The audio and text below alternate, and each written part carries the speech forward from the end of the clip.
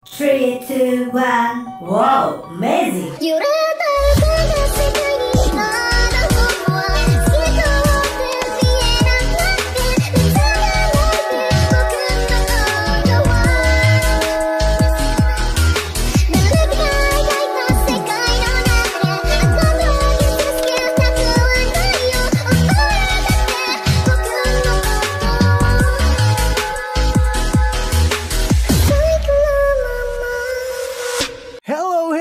My friend, Monami Watashi no Tomodachi. Balik lagi di cerita manhwa.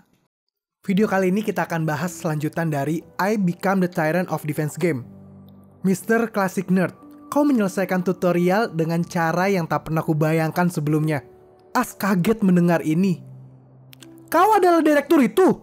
Hahaha, aku tidak bisa menahannya lebih lama lagi. Itu benar. Akulah sang direktur dari Empire Defense, Eider. Mendengar itu, As langsung memukulnya. Eider pun terpental.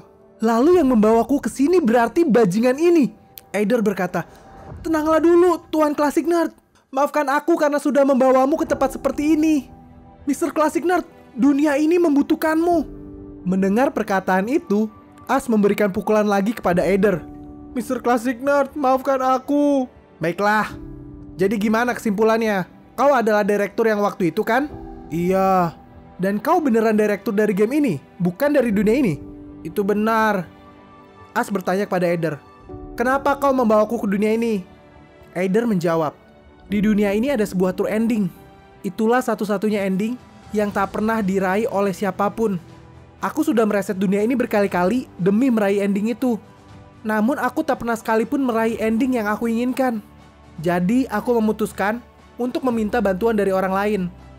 Singkatnya, aku mengubah dunia ini menjadi sebuah game dan mempersembahkannya kepada para pemain dari dunia lain. Para pemain telah membuka berbagai macam kemungkinan dalam cara yang belum pernah terfikirkan olehku. Namun, tak ada satupun yang bisa meraih true ending itu. Jadi, game ini udah disebar ke berbagai macam dunia.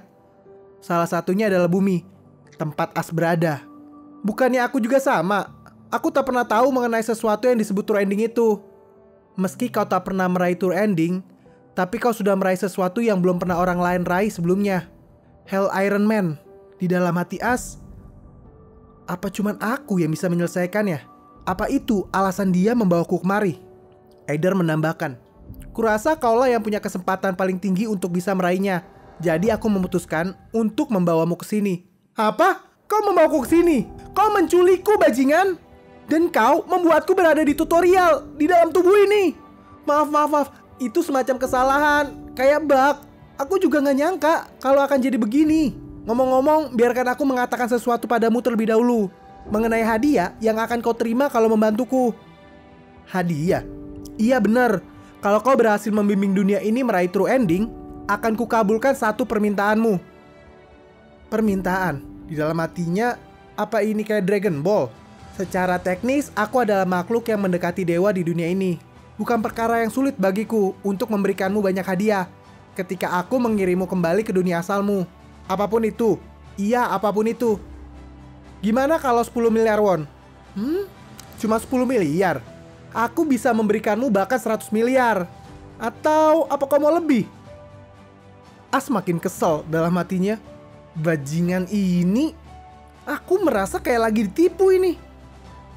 Tapi sejujurnya aku cukup tertarik. Dia menjanjikanku sebuah permintaan. Aku memang punya banyak hal yang sangat aku inginkan. Kalau dia benar-benar bisa mengabulkan permintaan itu. Eider berkata lagi, "Memang ada sesuatu yang kau inginkan. Sesuatu yang jauh lebih penting dibandingkan sekedar uang. Aku tahu kau menyerah atas sebuah mimpi. Dan kau berpikir bahwa kau tidak akan pernah bisa meraih mimpi itu kan?" Di dalam hati As, saat ini aku sadar kalau orang yang mengaku-ngaku dewa ini membawaku kemari dengan mengetahui hal itu. Dia mengetahui penyesalanku terhadap sesuatu. Dia tahu bahwa aku hidup dalam penyesalan di dalam hatiku. Eider berkata, "Mimpi itu akan kupenuhi untukmu."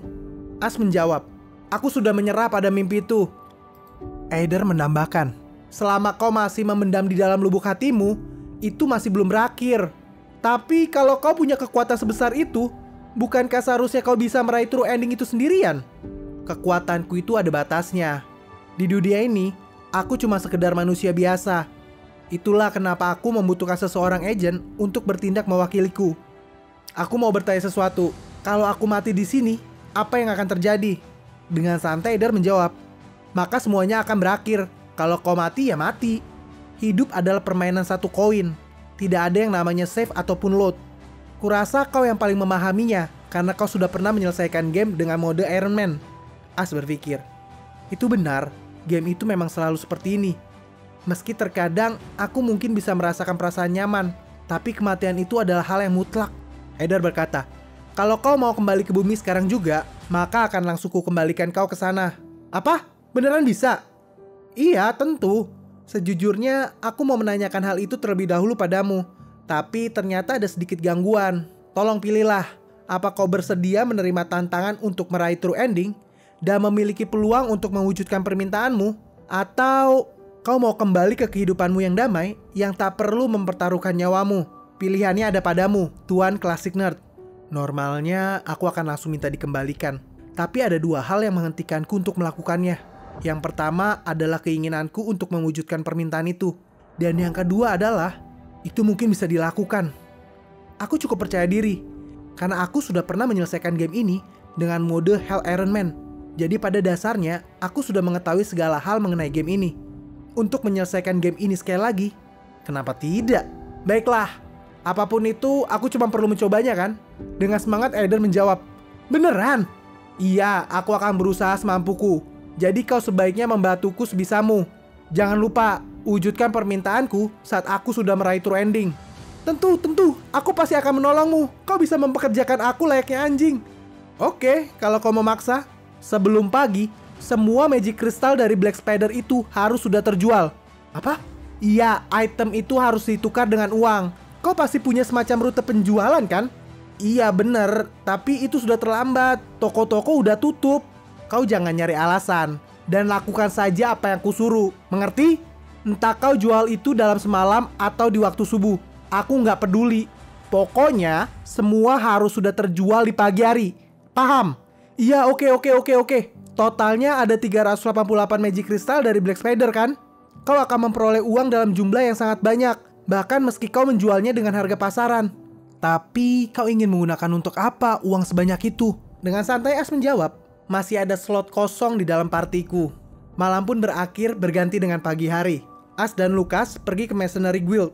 Di saat yang sama, Eder telah menyelesaikan tugasnya menjual magic crystal. As masuk ke dalam gedung dengan menendang pintu.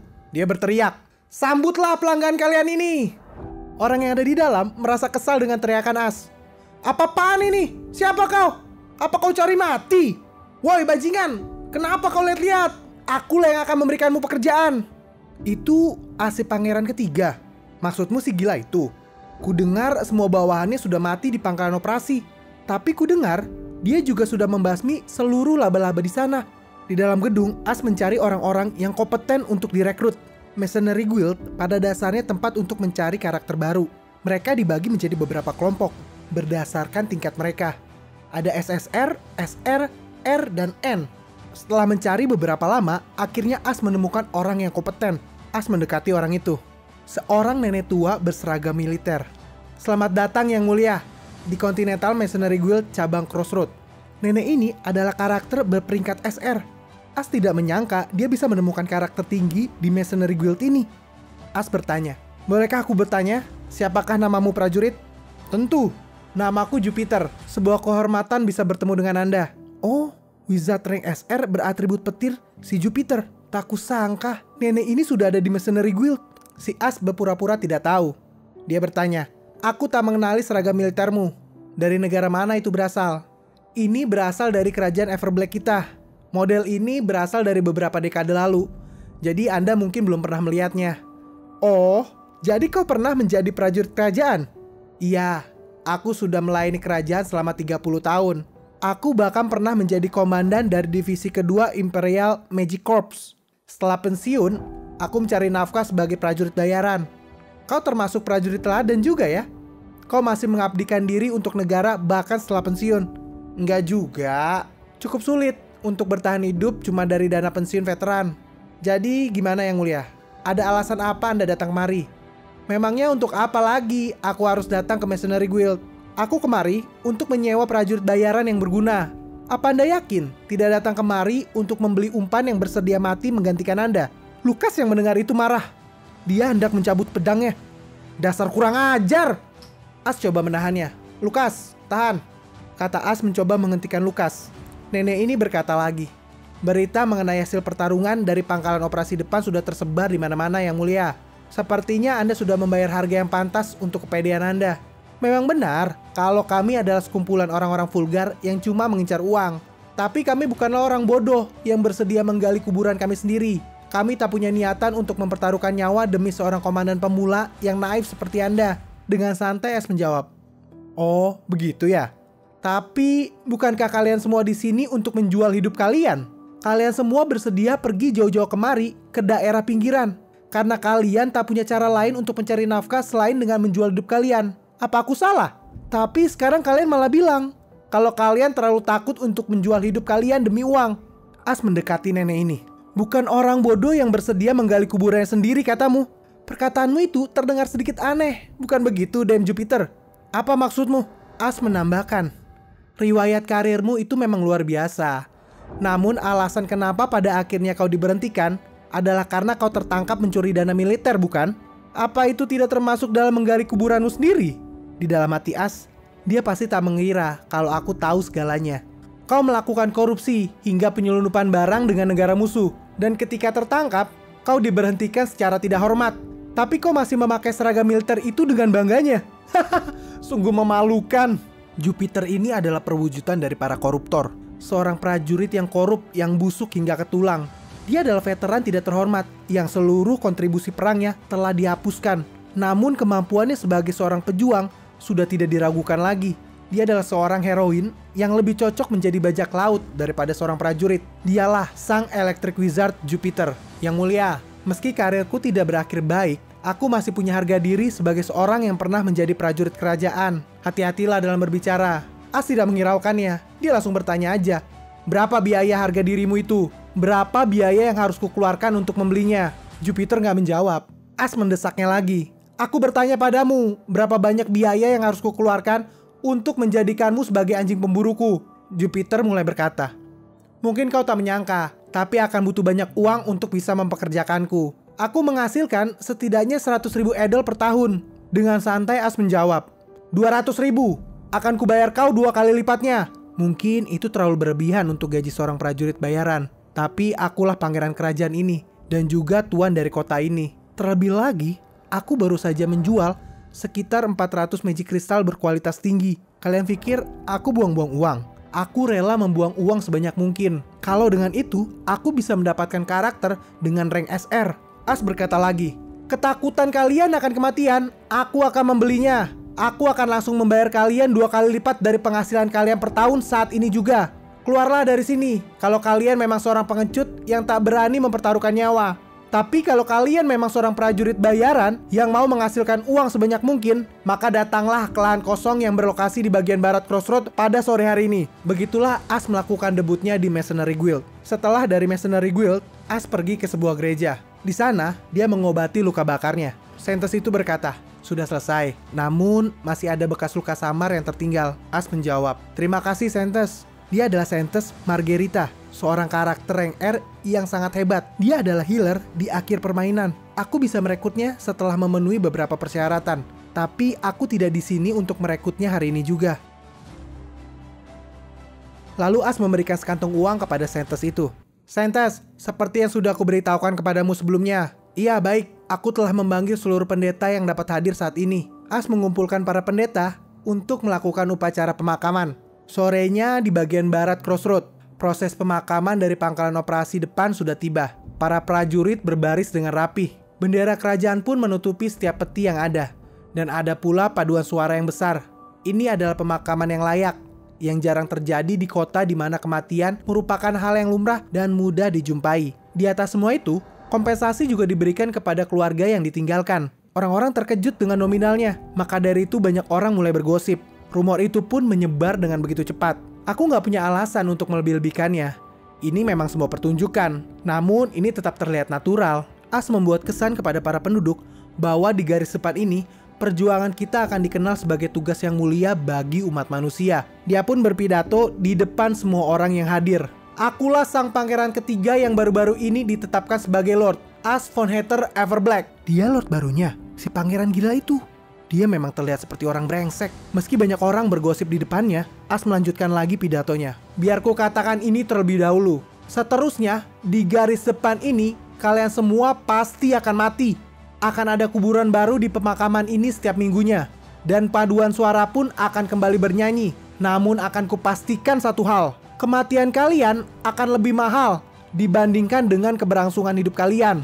Seluruh biaya pemakaman serta kompensasi bagi yang sudah mati akan sangat mahal.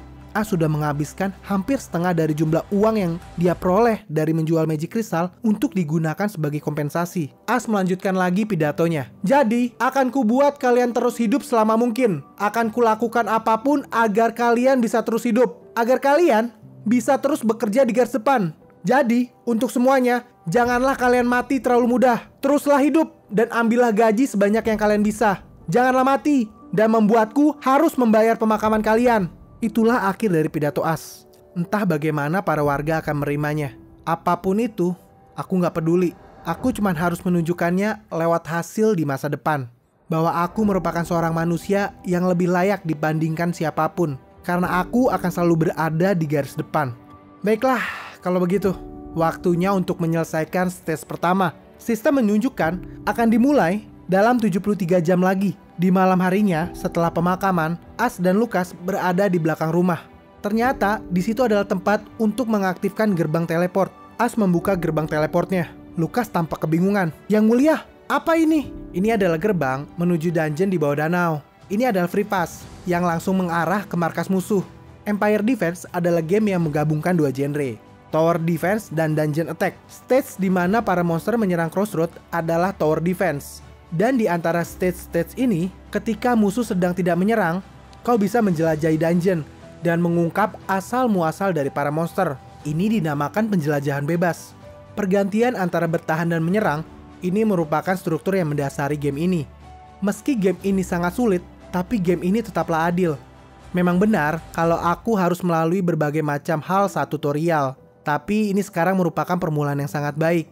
Dimulai dari Demian, yang bisa juga dikatakan sebagai karakter cheat, dan seorang penyerang AoE rank SR yaitu Jupiter. Ditambah lagi, aku punya banyak uang sekarang. Ini tampaknya cukup memungkinkan. Bukan. Tapi sangat memungkinkan untuk menyelesaikan stage ini. Sebelum masuk dalam dungeon, As menjelaskan kepada Lukas bahwa mereka akan menuju ke markas musuh untuk memantau pergerakan mereka. Lukas tidak terlalu banyak bertanya, karena dia memiliki kepercayaan buta terhadap As. As berpikir, seharusnya Lukas memiliki banyak pertanyaan di benaknya. Bukan cuma karena aku sang pangeran yang sudah dilayani seumur hidupnya tiba-tiba berubah, tapi juga aku yang langsung mengetahui komposisi dari kota yang baru pertama kali aku datangi, serta letak keberadaan dungeon di dekatnya. Jadi wajar aja jika dia menganggap kalau ada sesuatu yang aneh. Tapi sekarang, dia malah mengikuti perintahku semudah itu. Ini memang sedikit aneh sih. Lukas berkata, "Saya akan mengikuti apapun perintah Anda. Tidak ada pertanyaan yang ingin saya tanyakan. Saya adalah pedang serta perisai milik Yang Mulia. Saya akan memotong dan memblokir apapun sesuai perintah Anda." Di dalam hati As, tidak mungkin. Dia sama sekali tidak punya keraguan. Meski begitu, Lukas tetap mengatakan kalau dia mempercayaiku, melebihi keraguan dan pertanyaan yang dia punya untukku. Tampaknya aku harus memberikanmu banyak bonus setelah ini. Setelah saling berbicara, Lukas dan As memasuki teleport. As berkata, "Baiklah Lukas, apa kau sudah siap untuk memasuki jurang neraka bersamaku? Aku dengan bangga mengikuti Anda Yang Mulia, bahkan ke dasar neraka sekalipun." Saat mereka berdua di teleport, sistem memberikan informasi bahwa hero bisa menjadi lebih kuat jika menerima equipment yang kuat. Equipment dapat diperoleh dari dungeon atau dibuat dengan force. Pemberitahuan ini membuat emosi As menjadi naik. "Woi, jangan tiba-tiba munculin tips window kayak begini. Udah terlambat untukmu bertingkah seperti game yang ramah sekarang." Mereka berdua akhirnya sampai di pinggir danau. As berkata, "Kita sudah ada di tempat yang tepat. Blake Lake. Ini merupakan sumber dari para monster, neraka yang menciptakan mimpi buruk. Ini adalah dungeon yang memblokir ujung selatan dunia." Saat mereka berdua melihat danau itu, danau itu tiba-tiba terbelah dan tangan muncul dari tanah. Terlihat banyak prajurit yang keluar dengan perlengkapan perang. Penasaran gak gimana cara mereka berdua mengalahkan para prajurit itu? Makanya stay tune terus di channel ini. Jangan lupa untuk like, comment, share, and subscribe. Nyalakan juga lonceng notifikasinya. Untuk lanjutan video ini udah gue upload. Kalian bisa cek aja langsung. So, sampai jumpa di episode 3. Salam dari gue, Kyle Tams. Bye-bye.